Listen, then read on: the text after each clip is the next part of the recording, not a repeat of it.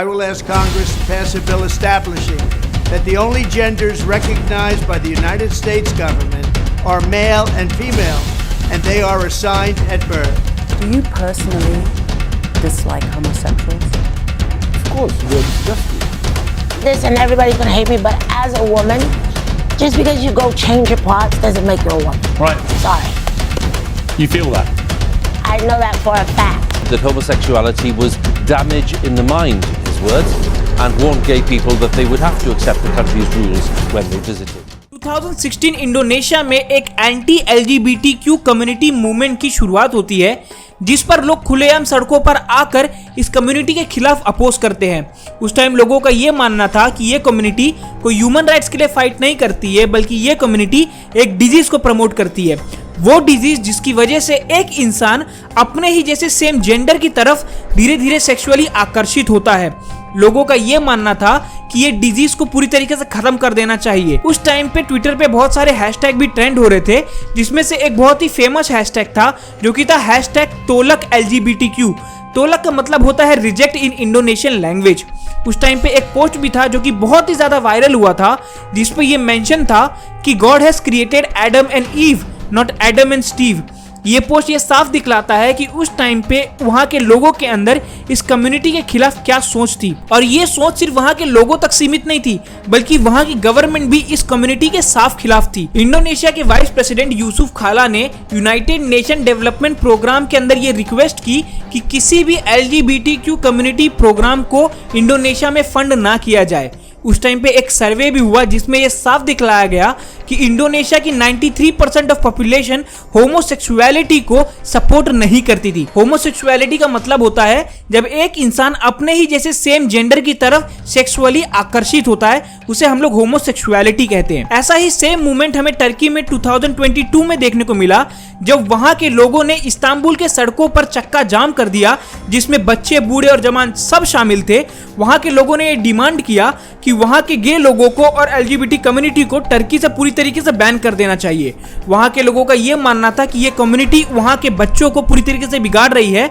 और एनकरेज कर रही है कि वो भी इस प्रैक्टिस को फॉलो करें और वो भी LGBT कम्युनिटी का मेंबर बने। लोगों का यह मानना था कि इस कम्युनिटी के प्रमोशन की वजह से टर्की में वहां के बच्चे पूरी तरीके से बिगड़ रहे हैं और इस कम्युनिटी की तरफ धीरे धीरे करके अप्रोच अपना बढ़ा रहे हैं। उस टाइम पे टर्की की मीडिया ने भी LGBT कम्युनिटी को एक वायरस नाम देकर ट्रीट किया था और वहां की गवर्नमेंट ने भी इस LGBT कम्युनिटी को बिल्कुल भी सपोर्ट नहीं किया था। ये चीज हमें और भी क्लियरली समझ में तब आती है जब विली रे, जो कि इसी कम्युनिटी के एक मेंबर हैं और एक ट्रांस वुमन है, उन्होंने अपने इंटरव्यू में बताया कि वो बहुत सालों से इंडोनेशिया में रह रहे हैं और उन्हें हमेशा से ये फील आया है कि यहाँ के लोग उसे एक क्रिमिनल की तरह ट्रीट करते हैं और उन्हें कभी भी जान से मार सकते हैं, क्योंकि उन लोगों की नजरों में उन्होंने एक क्राइम कमिट किया है इस कम्युनिटी का मेंबर बनकर। यहाँ तक कि उन्होंने अपने इंटरव्यू में ये भी बताया कि एक बार उनके ऊपर अटैक भी हुआ था, जिसमें उनकी जान बचते बचते बची थी। जब 2021 के न्यू ईयर ईव के दौरान जब वो अपने नाइट क्लब से परफॉर्म करके बाहर आ रहे थे और एक टैक्सी का इंतजार कर रहे थे, तब कुछ लोगों ने उन्हें इसी कम्युनिटी के मेंबर होने की वजह से एक मर्डर अटेम्प्ट भी किया था, जिसमें वो बार बार बच गए थे। अब इन कंट्रीज की कहानियों को सुनकर तो आपको ये लगता होगा कि इस कम्युनिटी की सिचुएशन तो हमारे इंडिया में बहुत ही ज्यादा बेहतर है in comparison to other countries like Indonesia and Turkey, लेकिन ऐसा नहीं है। एक तरफ तो इंडिया बहुत ही ज्यादा पॉपुलेटेड कंट्री है, जिसकी वजह से उसे एक बहुत ही लार्ज ग्रुप ऑफ पॉपुलेशन को केटर करना पड़ता है। वहीं पे दूसरी तरफ इंडिया एक बहुत ही डाइवर्सिफाइड कंट्री भी है और आपको ये बहुत अच्छे से पता होगा कि जितनी ज्यादा डाइवर्सिफिकेशन हमारे कंट्री में बढ़ती जा रही है, उतनी ही ज्यादा डिफिकल्टीज भी बढ़ती जा रही है इस डाइवर्सिफिकेशन को केटर करने के लिए। अब इसको आप एक एग्जांपल की मदद से समझ सकते हो कि जब जब हमारी सेंट्रल गवर्नमेंट एक लॉ पास करती है तो बहुत सारे स्टेट्स उसे एक्सेप्ट कर लेती है, वहीं पर दूसरी तरफ बहुत सारी स्टेट इसे रिजेक्ट कर लेती है, जिसकी वजह से हमारी गवर्नमेंट कभी भी कोई भी ऐसा डिसीजन नहीं बना पाती जिसकी मदद से वो सारे स्टेट्स को खुश कर सके। इसका मतलब ये साफ साबित होता है कि जब जब डाइवर्सिफिकेशन बढ़ती है तो हर एक डाइवर्सिफाइड कम्युनिटी को पूरी तरीके से सेटिस्फाई करना उतना ही ज्यादा मुश्किल होता जाता है। ऐसा ही सेम केस है हमारा LGBTQ कम्युनिटी के साथ भी। एक तरफ तो अर्बन एरिया जहाँ पे एजुकेशन, रिसोर्सेज, सोशल मीडिया और इस चीज के बारे में अवेयरनेस है, वहां पे तो ये कम्युनिटी के लोग बहुत इजीली हमारे साथ एसोसिएट हो जाते हैं। लेकिन वहीं पे अगर हमारे रूरल एरिया की बात की जाए, जहाँ पे विलेजेस हैं, जहाँ पे गांव खेड़ा है, वहां के लोगों को जब आप इस कम्युनिटी के आइडियोलॉजीज के बारे में बताएंगे, इनके कॉन्सेप्ट के बारे में बताएंगे, तो ज्यादातर लोग तो इस कॉन्सेप्ट को प्रोसेस ही नहीं कर पाएंगे, क्योंकि उनके लिए तो ये कोई डिजीज और एक वायरस की तरह होता है। एक सबसे पहली बात तो वो लोग इस कम्युनिटी के आइडियोलॉजीज को एक मेंटल डिसऑर्डर की तरह ट्रीट करते हैं कि इस इंसान के दिमाग के अंदर तो कुछ गड़बड़ है, जिसकी वजह से इसको ये सारे फीलिंग्स आ रहे हैं। ये चीज हमें और भी ज्यादा साफ तरीके से समझ में तब आती है जब विद्यांता मोगली, जो कि इंडियन है और इसी LGBTQ कम्युनिटी की मेंबर हैं और Tata institute of social science में हैदराबाद में काम करती हैं, वो उन्होंने जब अपने इंटरव्यू में साफ बताया कि किस तरीके से रूरल एरियाज में इस कम्युनिटी के मेंबर के साथ ट्रीटमेंट किया जाता है। सबसे पहली बात तो इन कम्युनिटी के मेंबर को as a disease, as a virus की तरह ट्रीट किया जाता है। लोगों को यह लगता है कि इस कम्युनिटी के मेंबर्स के अंदर कुछ मेंटल डिसऑर्डर है। यहाँ तक कि अगर कुछ लोग इस चीज को एक्सेप्ट करने की कोशिश भी करते हैं तो वो इन लोगों की सोशल राइट्स को पूरी तरीके से खत्म कर देते हैं। यहाँ तक कि फैमिली के जो मेंबर्स होते हैं वो इनके प्राइवेसी राइट्स को भी पूरी तरीके से न्यूट्रलाइज कर देते हैं। मतलब कि अगर उन लोगों को कोई भी चीज चाहिए या फिर कोई भी जो उनके राइट्स होते हैं वो सबसे नीचे आते हैं, हायरार्की में सबसे बॉटम लेवल पे आते हैं। विजयवती मोगली ने अपने इंटरव्यू में डॉक्टर बाबा साहेब अम्बेडकर का एग्जांपल लेते हुए कहा कि जब बाबा साहेब अम्बेडकर से पूछा गया कि दलित्स को किस तरीके से ट्रीट किया जाता है विलेज में, तो उन्होंने साफ बताया कि विलेज एक यूनिट ऑफ वायलेंस की तरह काम करता है दलित्स के लिए। सेम चीज विजयवती मोगली भी अपने इंटरव्यू में कहती हैं कि विलेज एक यूनिट ऑफ वायलेंस की तरह काम करता है किसी भी LGBT कम्युनिटी के मेंबर के लिए, क्योंकि विलेजर्स जो होते हैं उनके पास एजुकेशन नहीं होती, उनके पास अवेयरनेस नहीं होती, उनका अभी ब्रॉड माइंडसेट नहीं होता, जिसकी वजह से वो इस कम्युनिटी को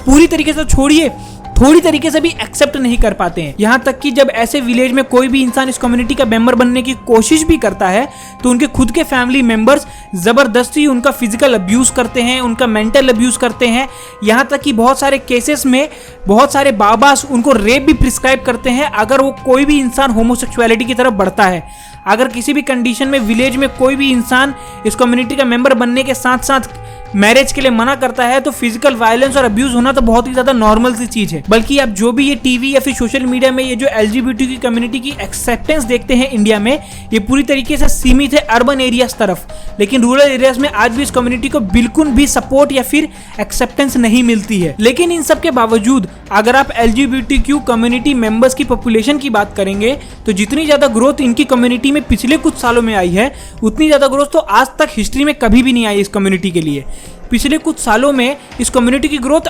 एक्सट्रीम अमाउंट से बढ़ी है। एक सर्वे कंडक्ट किया गया जिसमें 27 कंट्रीज को कंसीडर किया गया था, तो उस सर्वे के अकॉर्डिंग हर 10 इंसान में से 3 इंसान इसी कम्युनिटी का मेंबर है। मतलब कि या तो वो लेस्बियन है, या तो गे है, या तो ट्रांस वुमन है, या तो ट्रांस मैन है। मतलब कि कम्युनिटी का किसी न किसी तरीके से मेंबर है। यहाँ तक कि ये जो हमारी जेन जी पॉपुलेशन है, मतलब कि जो लोग 2005 के बाद पैदा हुए हैं, उनका जब सर्वे किया गया तो हर 5 में से 1 इंसान LGBTQ कम्युनिटी का मेंबर निकल कर आया है। ब्राजील, स्पेन और स्विट्जरलैंड उन चुनिंदा कंट्रियों में से है जिन कंट्रियों में इस कम्युनिटी की पॉपुलेशन सबसे ज्यादा है। लेकिन फिर भी इस दुनिया में 11 ऐसी कंट्रीज है जहां पे इन कम्युनिटीज को पूरी तरीके से बैन किया हुआ है। मतलब कि अगर आप किसी भी तरीके से इस कम्युनिटी के साथ जुड़े हुए मिलते हो तो आपको बहुत ही ज्यादा सीरियस कंडीशंस को फेस करना पड़ सकता है, सीरियल लॉ के एलिगेशन को फेस करना पड़ सकता है, और यहां तक कि आपको बहुत ही ज्यादा एक्सट्रीम केसेस में डेथ भी असाइन हो सकती है। मतलब आपको जान से मारने की सजा भी दी जा सकती है। इन कंट्रीज में से सबसे टॉप पे आती है नाइजीरिया, जो कि इस दुनिया में सबसे अनसेफ जगह है LGBTQ कम्युनिटी के लिए, क्योंकि इस कंट्री में अगर आप किसी भी तरीके से इस कम्युनिटी के मेंबर बनते हुए दिखते भी हो तो आपको सीधे जान से मारने की सजा ही मिलेगी। अब जरा जानते हैं कि ऐसे कौन से रीजन है जिनकी वजह से ये 11 कंट्रीज या फिर और भी ऐसे बहुत सारे कंट्रीज हैं जहां पर इस कम्युनिटी को इतनी ज्यादा एक्सेप्टेंस मिल नहीं रही है। क्या रीजन है जिसकी वजह से लोग इनको अपनाने के लिए तैयार नहीं है, कंट्रियां इनको अपनाने के लिए तैयार नहीं है? इनके पीछे बहुत सारे रीजन आते हैं, जिसमें से सबसे पहला रीजन आता है कल्चरल वॉर।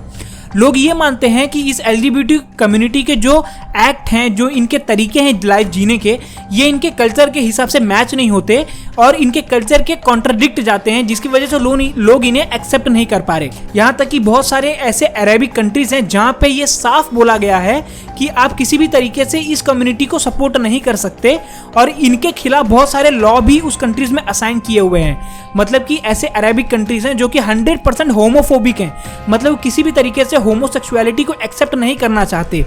अब इसके बहुत सारे रीजंस हैं। जब मैंने इसके बारे में समझने की कोशिश की और इनको जानने की कोशिश की, जब मैंने कुरान पढ़ी और अपने बहुत सारे मुस्लिम दोस्तों से बात की जो कि सेम कम्युनिटी से बिलोंग करते हैं, तो उन्होंने मुझे बताया कि वो लोग इतना ज़्यादा होमोफोबिक क्यों हैं, वो लोग इतना ज़्यादा इस कल्चर को, इस LGBT कम्युनिटी को अपोज क्यों करते हैं। तो उन्होंने मुझे ये डिटेल में बताया कि अरब में ये जो मुस्लिम्स होते हैं ये लोग बहुत ही स्ट्रिक्ट लाइफ जीते हैं और ये 100% कुरान को फॉलो करते हैं। वो लोग एक पूरी तरीके से गॉड को डिवोटेड लाइफ, मतलब कि अल्लाह को डिवोटेड लाइफ जीते हैं। उन लोग सबसे पहले तो बहुत ज़्यादा गॉड में मानते हैं, मतलब कि अपने भगवान में मानते हैं, और वो लोग ये बहुत ज़्यादा मानते हैं कि जो भी चीज़ कुरान में मेंशन है उसे आंख बंद करके फॉलो करना चाहिए। अगर आप कोई भी चीज़ इस कुरान के खिलाफ जाकर करते हैं तो आपको इसकी सज़ा दी जाएगी भगवान के द्वारा, उनके अल्लाह के द्वारा। उसमें मेरे दोस्तों ने ये भी बताया कि कुरान में ये चीज़ साफ मेंशन है कि अगर आप अपने वाइफ के अलावा, अगर आप अपने मैरिड वाइफ के अलावा या फिर अपने मैरिड हस्बैंड के अलावा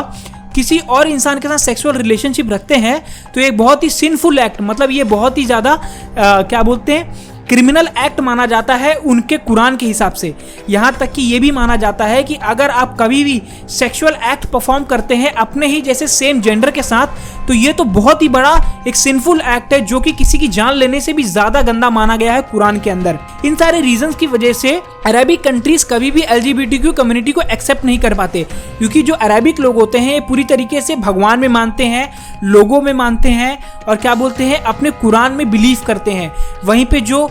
मैक्सिमम LGBTQ कम्युनिटी के जो मेंबर्स हैं वो एथिस्ट हैं, मतलब वो लोग भगवान में मानते ही नहीं है, जिसकी वजह से इस LGBTQ कम्युनिटी की एक्सेप्टेंस अरबिक कंट्रीज में और भी ज़्यादा कम हो जाती है। क्योंकि अरबिक कंट्रीज का मानना ये है कि पहली बात तो ये लोग जो एक्ट परफॉर्म करते हैं ये तो हमारे कुरान के खिलाफ तो है ही, वहीं पे दूसरी तरफ ये कम्युनिटी के मेंबर ज़्यादातर भगवान में मानते ही नहीं है। बल्कि अरबिक कंट्रीज में अगर आप भगवान को ना मानो तो ये बहुत ही बड़ी डिसअपॉइंटमेंट होती है आपके फैमिली के लिए। मतलब आपको भगवान में मानना ही पड़ेगा, आपको उनके अल्लाह में मानना ही पड़ेगा, आपको ये मानना ही पड़ेगा कि ये जो वर्ल्ड है इसे एक अल्लाह ने बनाया है, यहाँ पे जो भी चीज़ हो रही है ये अल्लाह की वजह से हो रही है और आपको अल्लाह की एग्जिस्टेंस पे मानना ही पड़ेगा। वहीं पे जो LGBT कम्युनिटी है ये पूरी तरीके से इसको अपोज करती है। वो ज़्यादातर जो उनकी पॉपुलेशन है इस कम्युनिटी की वो एथिस्ट है, वो इस भगवान में मानती ही नहीं है, जिसके वजह से इस कल्चर का एक साथ होना और भी ज़्यादा डिफिकल्ट हो जाता है, जिसकी वजह से इन दोनों के बीच में हमेशा वॉर छिड़ी हुई रहती है, जिसकी वजह से कम्युनिटी को लोग इतना ज़्यादा एक्सेप्ट कर भी नहीं पा रहे हैं अरबिक कंट्रीज में। आप इसको एक एग्जांपल की मदद से और भी ज़्यादा क्लियरली समझ सकते हो कि ये अरबिक कंट्रीज कितनी ज़्यादा होमोफोबिक हैं।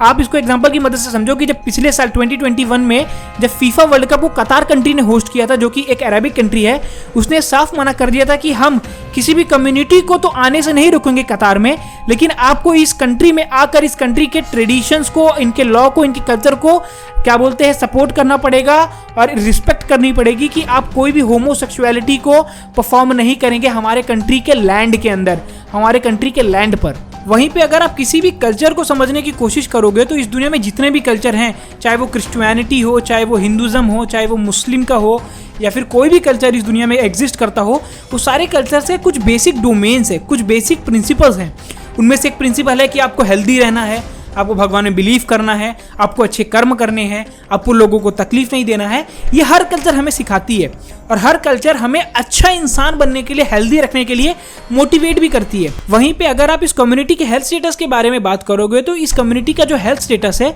ये कोई बहुत ज़्यादा अच्छा नहीं है, बल्कि एक नॉर्मल इंडिविजुअल के कंपैरिजन में इस कम्युनिटी के मेंबर का, इंडिविजुअल का जो हेल्थ कंपैरिजन होता है ये बहुत ही ज़्यादा गंदा है। यूके ने एक सर्वे कंडक्ट किया जिसमें उन्होंने साफ बताया कि इस कम्युनिटी के जो मेंबर्स होते हैं उनके अंदर बहुत सारे फिजिकल और मेंटल क्या बोलते हैं डिसऑर्डर्स पाए गए हैं, more than comparison to heterosexual individuals. मतलब कि नॉर्मल इंडिविजुअल्स के कंपैरिजन में इन कम्युनिटीज़ के मेंबर्स के अंदर बहुत ही ज़्यादा फिजिकल और हेल्थ प्रॉब्लम देखने को मिले हैं। इन कम्युनिटी के मेंबर्स की जो डेथ होती है वो बहुत ही अर्ली एज में हो जाती है in comparison to other individuals.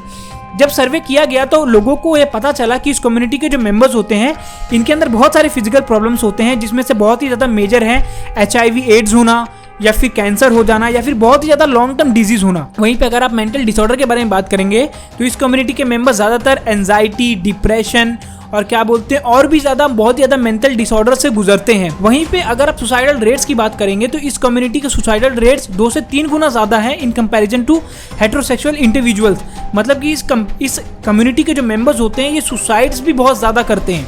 तो ये सारे रीजंस के वजह से साफ नज़र आता है कि इनका हेल्थ स्टेटस भी कोई बहुत ज़्यादा खास नहीं रहता, जिसकी वजह से कोई भी कंट्री या फिर कोई भी ये जो अरेबिक कंट्री है जो कि ये मानती है कि आप हेल्दी रहो, हेल्दी लाइफ जियो और क्या बोलते अल्कोहल से दूर रहो, ड्रग से दूर रहो, वहीं पे ये जो कम्युनिटी है इन पे अगर सर्वे की जाए तो ये सारी चीज़ें इनके अंदर ज़्यादा मात्रा में देखने को मिलती हैं। सर्वे में साफ दिखा कि इनके जो इंडिविजुअल्स होते हैं, इस कम्युनिटी के जो इंडिविजुअल्स होते हैं, इनके ये ज़्यादातर लोग ड्रग एडिक्ट हो जाते हैं, इनके अंदर अल्कोहल कंजम्पशन भी बहुत ज़्यादा होता है, ये ज़्यादातर स्मोकिंग भी बहुत ज़्यादा करते हैं। वहीं पे ये जो नॉर्मल अरेबिक कंट्रीज़ होती हैं वो ये सारी चीज़ों के सख्त खिलाफ होती हैं, जिनकी वजह से वो लोग इस कम्युनिटी को एक्सेप्ट बिल्कुल भी नहीं कर पा रहे हैं, क्योंकि इस कम्युनिटी के जो एक्ट्स हैं, क्योंकि इस कम्युनिटी का जो हेल्थ स्टेटस है ये बिल्कुल भी को रिलेट नहीं करता है इन अरेबिक कंट्रीज से, या फिर जो भी कंट्रीज इन कम्युनिटी को अपोज करती हैं। लेकिन अब जरा हम लोग बात करते हैं कि इंडिया में इस कम्युनिटी को इतना इजीली एक्सेप्ट क्यों नहीं किया जा रहा, इस कम्युनिटी को इतना ज़्यादा रेजिस्ट क्यों मिल रहा है। तो इसके पीछे बहुत सारे कॉन्सेप्ट हैं। तो सबसे पहले तो आप ये समझिए कि इंडिया में अगर आप रोड चलते हुए इंसान को भी पकड़ के पूछोगे कि तू मुझे बता कि तेरे लिए लाइफ में सबसे ज़्यादा इंपॉर्टेंट क्या है, तो वो इंसान सिर्फ एक ही वर्ड बोलेगा, वो है फैमिली। अगर आप इंडिया के इंडिविजुअल की बात करो, किसी भी इंसान की बात करो इंडिया में, तो वो इंसान जब पैदा होता है और जब तक वो जवान नहीं हो जाता, जब तक उसकी शादी नहीं हो जाती, तब तक उसकी पूरी ज़िंदगी उसकी मम्मी डैडी उसके फैमिली के अराउंड रिवॉल्व करती है। जब उसकी शादी हो जाती है तो उसकी पूरी ज़िंदगी उसके बच्चों, उसके वाइफ, उसके मम्मी पापा के अराउंड रिवॉल्व करती है। मतलब एक इंडियन इंसान के लिए उसकी फैमिली से बढ़कर इस दुनिया में कुछ भी नहीं होता। अगर आप उस इंसान की जान भी मांगोगे ना, तो वो इंसान अपनी जान भी दे देगा अपने फैमिली के लिए। इसीलिए इंडिया में फैमिली एक बहुत ज़्यादा इंपॉर्टेंट रोल प्ले करती है। अगर आप रूरल एरियाज में जाओगे तो आज भी एक इंसान का जब शादी होता है तो वो इंसान अपने बच्चे पैदा करता है। वो इंसान बच्चे क्यों पैदा करता है? ताकि जो उसके एंसिस्टर्स का नाम है, जो उसके खानदान का नाम है, उसे वो इंडिविजुअल, उसका बच्चा आगे लेकर जा सके, फ्यूचर में कैरी फॉरवर्ड कर सके। वहीं पे अगर आप अभी भी जाके सर्वे कर लो तो रूरल एरियाज में आपको पता चलेगा कि मैक्सिमम जो फैमिली है वो अपना सबसे पहला बच्चा एक लड़का चाहती है। उसके पीछे एक रीज़न है कि वो लोग ये सोचते हैं कि जब एक लड़का होगा तो वो उनके खानदान के नाम को आगे लेकर जाएगा। वहीं पे अगर लड़की होगी तो वो तो दूसरे के घर चली जाएगी, तो उनके खानदान को नाम को लेकर आगे कौन जाएगा। तो आप इस चीज़ से समझ चुके होंगे कि इंडियन मेंटालिटी में ये चीज़ कॉन्सेप्ट एकदम साफ क्लियर है, स्पेशली रूरल एरियाज में, कि वो किसी भी तरीके से अपने खानदान के नाम को आगे ट्रांसफ़र करना चाहते हैं। लेकिन जब कोई फैमिली मेंबर अपने फैमिली को आगे नहीं बढ़ा पाता या फिर बच्चा नहीं पैदा कर पाता, तो वो किसी भी तरीके से बच्चे को अडॉप्ट करता है और उसके थ्रू वो अपने फैमिली के नाम को आगे बढ़ाता है। वहीं पे अगर इस इंडियन सोसाइटी में किसी भी फैमिली मेंबर का बच्चा इस LGBTQ कम्युनिटी का मेंबर निकल जाता है, तो उसकी ये जो कॉन्सेप्ट है ये पूरी एक झटके के अंदर इमीडिएटली कोलैप्स हो जाते हैं। मतलब उसको एक झटका लगता है कि इसने आज तक जो ये सीखा है कि मैं अपने फैमिली के एक नाम को आगे फॉरवर्ड करूंगा, मेरा एक बच्चा होगा, उसके नाम के पीछे मेरा सरनेम लगेगा और ऐसे धीरे धीरे करके मेरी खानदान का जो सरनेम है वो ट्रांसफ़र होगा, ये पूरी तरीके से ख़त्म हो जाता है। जिसकी वजह से वो इंसान इस चीज़ को प्रोसेस ही नहीं कर पाता, जिसकी वजह से वो इस कम्युनिटी में एक्सेप्ट ही नहीं कर पाता कि उसकी फैमिली का एक मेंबर भी है जो कि इस कम्युनिटी से बिलोंग करता है, कि अब जो उसका बिलीफ है कि उसका नाम आगे ट्रांसफर नहीं हो पाएगा, वो इस चीज़ को एक्सेप्ट ही नहीं कर पाता है। तो ये आती है बेसिक प्रॉब्लम इंडिया में इस कम्युनिटी को एक्सेप्ट करने के लिए। लेकिन फिर भी 2008 में आर्टिकल 377 को हटाकर इंडियन सुप्रीम कोर्ट ने ये साफ फैसला कर दिया कि अब आप लोग कोई भी क्या बोलते हैं LGBTQ कम्युनिटी के मेंबर रख सकते हो, होमोसेक्सुअलिटी यहाँ पे हो सकती है, मेंटेन कर सकते हो आप लोग, ये कोई भी क्रिमिनल ऑफेंस नहीं माना जाएगा। लेकिन ये 2022 में एक लीगल पिटीशन फाइल हुई इंडियन सुप्रीम कोर्ट में, जिसमें डिमांड की गई कि सेम सेक्स मैरिज को अप्रूवल दे दिया जाए इंडिया में, इसको कोई क्रिमिनल ऑफेंस की तरह ना देखा जाए बल्कि इसको पूरी तरीके से लीगलाइज कर दिया जाए। लेकिन इंडियन सुप्रीम कोर्ट ने इस चीज को खारिज करते हुए ये साफ बोला कि इंडियन कॉन्स्टिट्यूशन में एक मैरिज को माना गया है कि marriage is a union between the man and the woman. लेकिन इन सब के बावजूद 2023 में फिर से एक पिटीशन डाली गई सुप्रीम कोर्ट में, जिसमें सेम चीज को मांगा गया कि आप सेम सेक्स मैरिज को लीगलाइज कर दो। लेकिन सुप्रीम कोर्ट ने इस चीज को पूरी तरीके से डिसअप्रूव कर दिया, ये कहते हुए कि वो किसी भी तरीके से इस क्या बोलते पिटीशन को अप्रूव नहीं कर सकते, क्योंकि अगर वो इस चीज़ को लीगलाइज कर देंगे तो इनका जो बेसिक सोसाइटी का ये जो यूनिट होता है फैमिली नाम का, ये पूरी तरीके से खराब हो जाएगा। क्योंकि सोसाइटी जो है इंडियन सोसाइटी, उसमें फैमिली मतलब होता है एक मैन और वुमन, और उसके द्वारा एक जनरेशन बढ़ाने को ही हम लोग फैमिली का नाम देते हैं। जब एक मैन और वुमन एक बंधन में बंधते हैं, जब एक मैरिज में बंधते हैं और उनके द्वारा जब एक फैमिली स्टार्ट होती है, उसे एक मैरिज का यूनिट दिया गया है इंडियन फैमिली में। यहाँ तक कि 2012 के दौरान जब एक और पिटीशन डाला गया था इसी चीज़ को अप्रूव करने के लिए, same concept same sex marriage को अप्रूव करने के लिए, तो उस टाइम पे नरेंद्र मोदी की जो बीजेपी गवर्नमेंट है उन्होंने ये कहते हुए इसको अपोज किया था कि किसी भी तरीके से इस चीज़ को अप्रूव नहीं किया जा सकता, क्योंकि अगर इस चीज़ को अप्रूव कर दिया गया तो हमारे सोशल और लीगल स्ट्रक्चर में इतना बड़ा गड़बड़ी आ जाएगी कि हमें इस चीज़ को काबू करना फिर हमारे लिए बहुत ज़्यादा मुश्किल हो जाएगा, क्योंकि आज इंडिया रेडी नहीं है इस चीज़ को एक्सेप्ट करने के लिए। लेकिन ये सब चीज़ें होने के बावजूद इस कम्युनिटी के मेंबर्स के अंदर आज भी वो हिम्मत और ये बिलीव है कि वो अपने इस राइट को हासिल कर लेंगे सुप्रीम कोर्ट से, वो इस राइट को क्या बोले जीत जाएंगे सुप्रीम कोर्ट से, और वो इंडिया में सेम सेक्स मैरिज को लीगलाइज करवा के रहेंगे जिस तरीके से उन्होंने 377 आर्टिकल को इंडियन कॉन्स्टिट्यूशन से हटवाया था। क्योंकि आज की जो कहानी है ये पूरी तरीके से अलग है पिछले 2-3 सालों से, क्योंकि इस साल गवर्नमेंट ने personal data protection bill pass किया है जिसमें उन्होंने राइट टू प्राइवेसी की बात की है, और बहुत सारे लोग जो कि इस कम्युनिटी के मेंबर्स को सपोर्ट करते हैं उनका ये मानना है कि इस बिल की मदद से वो लोग एक बहुत बड़ा केस बना सकते हैं जिसकी मदद से वो लोग फाइनली अपने सेम सेक्स मैरिज को अप्रूव करवा सकते हैं सुप्रीम कोर्ट से। तो फाइनली यही थी पूरी कहानी कि किस तरीके से इस कम्युनिटी को हम लोग एक्सेप्ट नहीं कर पा रहे अपने इंडियन सोसाइटी में, या फिर ये वर्ल्ड पूरी तरीके से एक्सेप्ट नहीं कर पा रही इनके आइडियोलॉजीज को, और इनके पीछे रीज़न क्या है एक्सेप्ट ना करने के। तो ये सारी चीज़ें हम लोग ने आज के इस वीडियो में डिस्कस की। अगर आपको ये वीडियो पसंद आया है तो इस वीडियो को लाइक कीजिए, शेयर कीजिए। मिलता हूँ मैं आपको नेक्स्ट वीडियो में। बाय बाय, सायो नारा।